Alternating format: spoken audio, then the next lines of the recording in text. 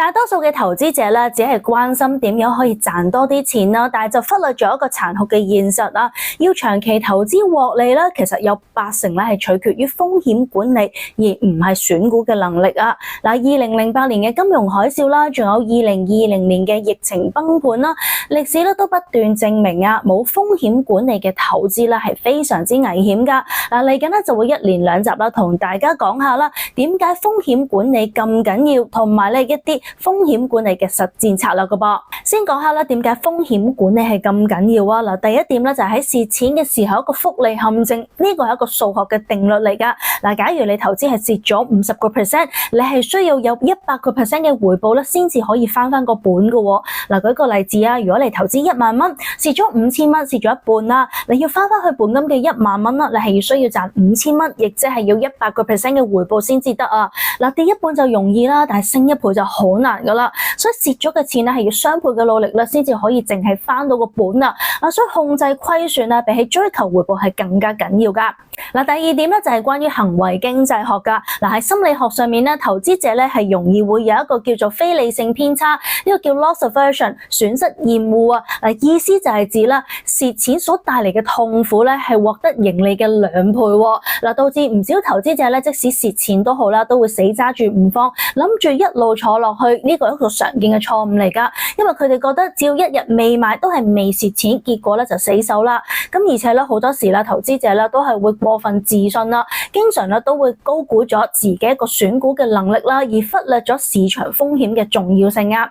好啦，既然咧控制風險係咁緊要，到底有啲咩實戰策略咧？今日咧就會同大家分享5個實戰策略噶。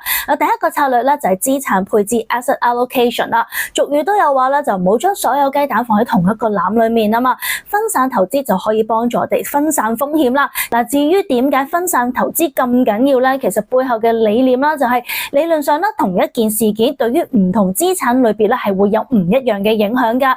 所以當其中一個資產類別表現係比較差嘅時候啦，其他表現較好嘅資產咧就可以對沖翻整體嘅一個負面影響。呢個就係分散投資嘅原則啦。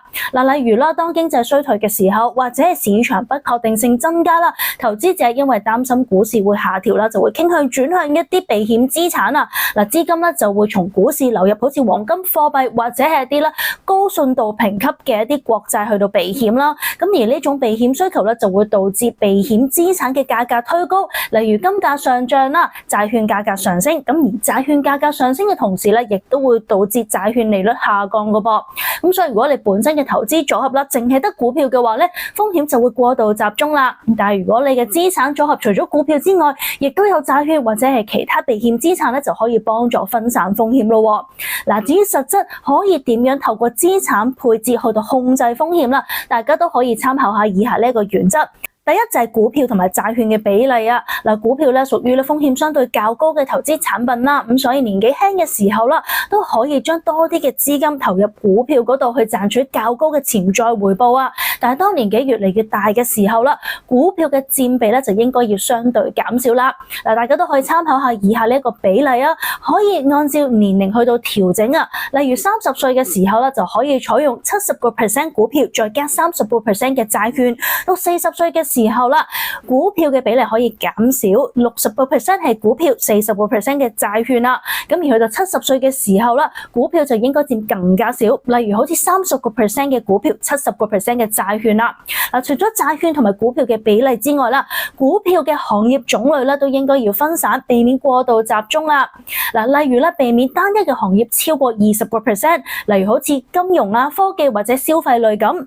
另外大家都可以留意翻個別行業嘅一個屬性啊，例如非必需性嘅消費類股份就較受經濟週期所影響啊，而公用股就屬於民生必需嘅，所以受經濟週期嘅影響就較少，屬於防守型啊。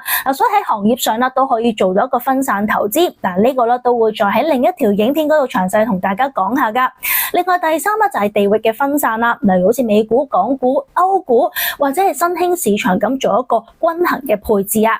今日咧就同大家分享咗啦風險管理嘅重要性同埋其中一個啦實戰嘅策略啦。咁其他嘅實戰策略咧會喺下一條影片嗰度同大家分享嘅。我哋下條片見啦！如果大家都中意我呢類型嘅影片，就記得撳 like 同埋 subscribe， 仲有撳埋隔籬嘅鐘仔，咁下次有新片咧就會即刻通知你噶啦。我哋下條片見咯噃，拜拜。